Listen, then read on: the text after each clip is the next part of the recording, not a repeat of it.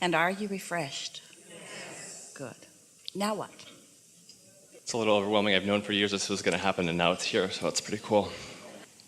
So, for most of my life, I've been struggling with depression, anxiety, body dysmorphia, and since coming into remembering the truths of what you bring, I realized that my struggling with those things is because of the false beliefs. The struggle is really between me and me, isn't it? Correct. I go this way, my inner being goes this way. That is the struggle. Yes. Yeah. And it's very... Period. The only struggle. The only struggle. It's so real, but I also know that it's so false. It manifests in a real way. It's real. It's real. It's not necessary, but it's real. And the closer I come into alignment with my true self. Or when I do. When I do. I can do it or not do it. I do it. I don't do it. I do it. I don't do it. I do it. I don't do it. I do it. I don't do it. But when I do it. Exactly. But when I do it. And recently, the experiences are total opposites. So I've been working a lot with ayahuasca and having these profound downloads of the purest love. It's almost overwhelming. But then I keep getting back into this false mind pattern. So well, it's all right, because what you're talking about is just the momentum of thought and the habit of thought that meditation will free you from. Nothing else will. Right. Right. Something else might keep you from recognizing it in a moment, but let's say you're picking up on stuff, doesn't matter. But you manage to quiet your mind and your vibration rises, and then you have some conversation that changes the direction of some thoughts. And then you go back to your day and it happens again and again. Well, eventually your set point is in a different place. And it's funny because I knew that you were going to say that. So what I wanted to ask is if you... But do you see how we work? Do you see how we get you to a place that there's no resistance about what we've just said? And then we can approach the subject where there is resistance. That's what meditation does for you.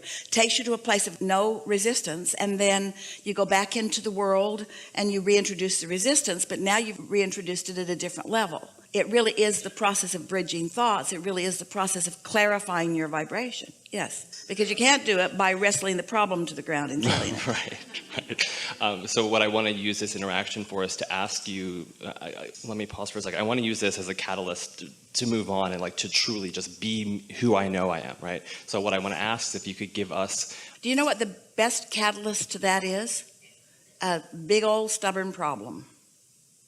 Because you never know more clearly what you do want than when you're living what you don't want. In other words, sometimes if you're not clear about what you want, the path of least resistance is more problems about the same thing till you get clear.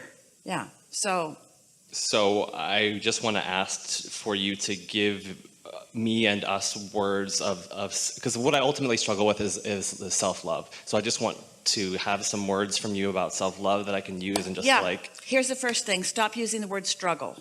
But struggle is how I feel, Abraham, so shouldn't I say how I feel? Well, be aware that you're feeling struggle, and then just say to yourself something like, well, I can't really get out of struggle from struggle, so maybe I should call it struggly, something that's a little less strugglesome than struggle. Clarifying, sifting. I've been sifting through life.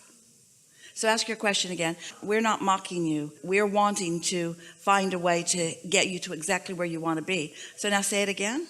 So I just was hoping to get some powerful words of self-love that I can use to just like really go after what it is that I want. Because I'm blocking myself, and I know that. So I want to like just. So we're looking for something that loosens the block. Like a rampage of self-love that I can just like.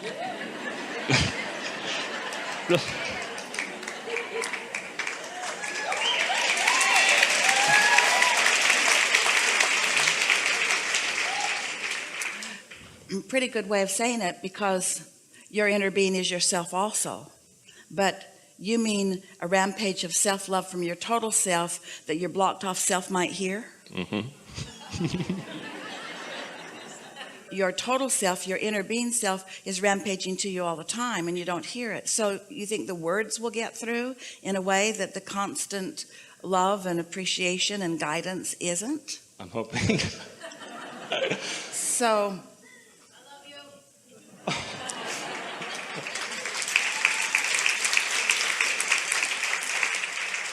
I don't know if you're talking to me or Abraham, but I love you too.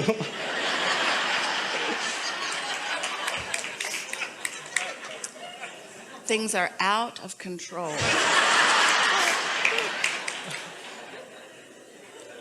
We're reaching for your path of least resistance. And we want you all to hear that sometimes what you're asking for in the moment, you're not ready to let in.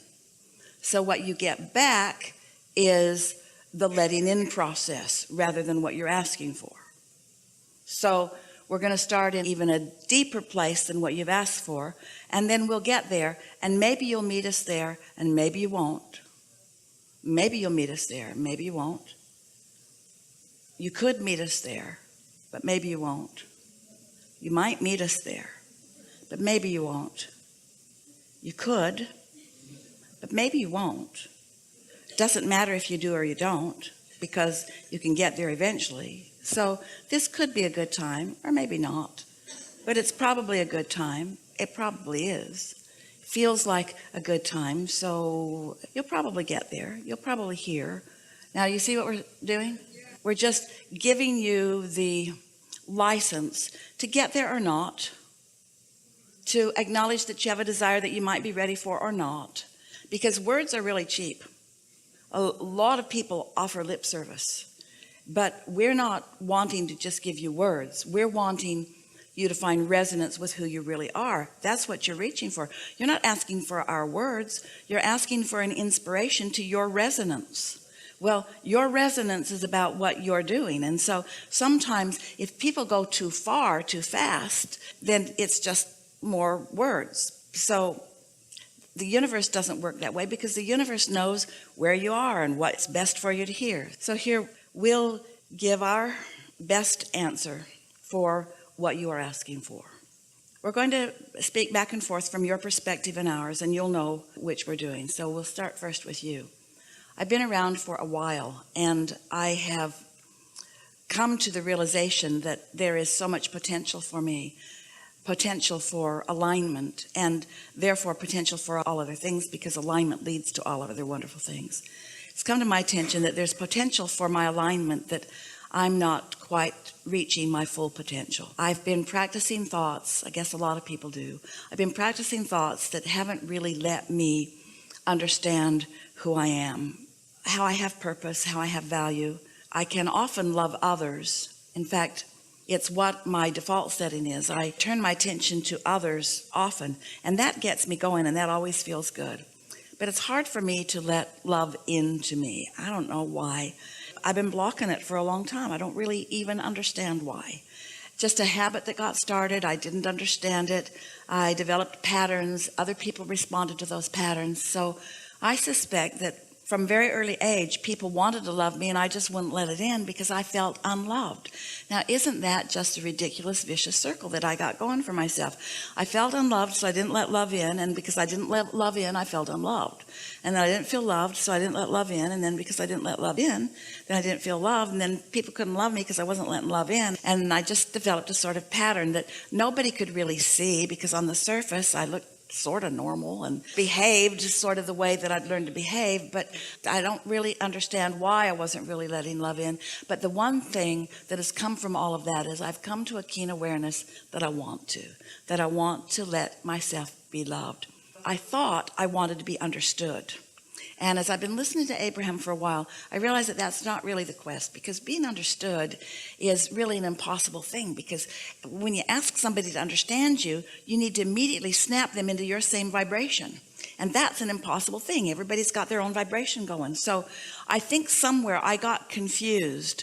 The desire for love, I think I got it confused with the desire to be understood. And I also think that I got confused about where the love was coming from. I think I thought the love would come from other people who didn't understand me, instead of from source, who always does. So there's two things I kind of got out of kilter. I got confused about being loved and being understood, and I looked for people that couldn't really understand me to be the reason that I felt love. I realize now how screwy that whole thing was and why it didn't work.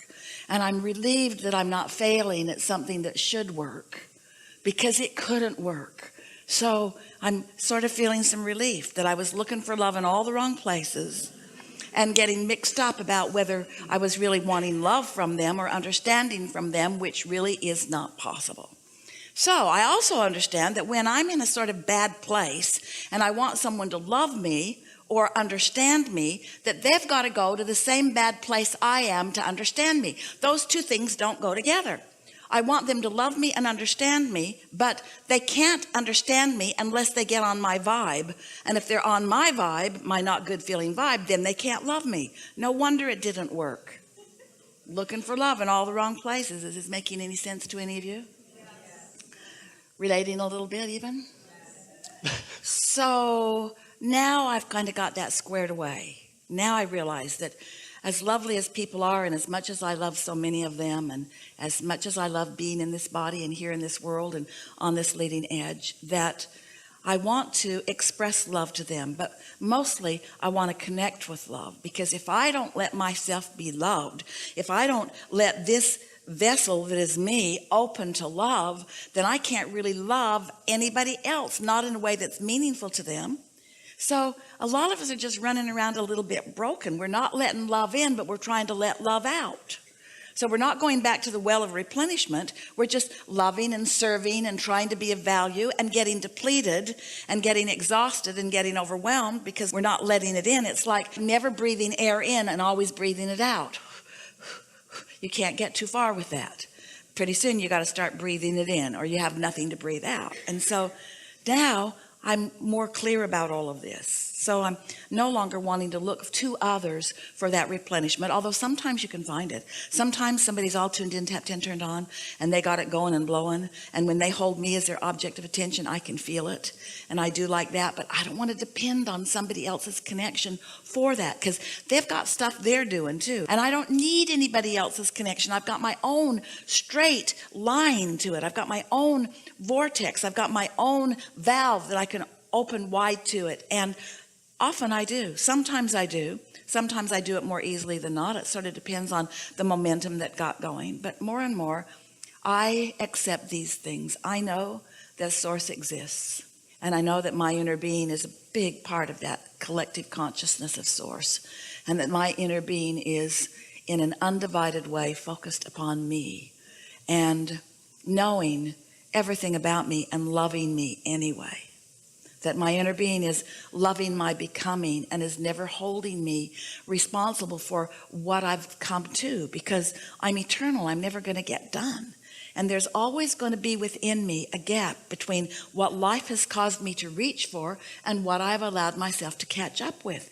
And I've been beating up on myself so long about that gap, because I reach for more and then I don't go, and then I feel bad about the gap, but my inner being never does that. And I'm just figuring this out. The very reason that I don't feel love, or that I feel unloved, is because my inner being is there and I haven't joined my inner being. In other words, the negative emotion that I feel, that I've been calling people not loving me, or my inner being not loving me, or me not letting love in, has only been because I have reached and have not caught up with what I've reached for. And so the very fact that I can feel negative emotion, which feels not love, is my proof that the love exists.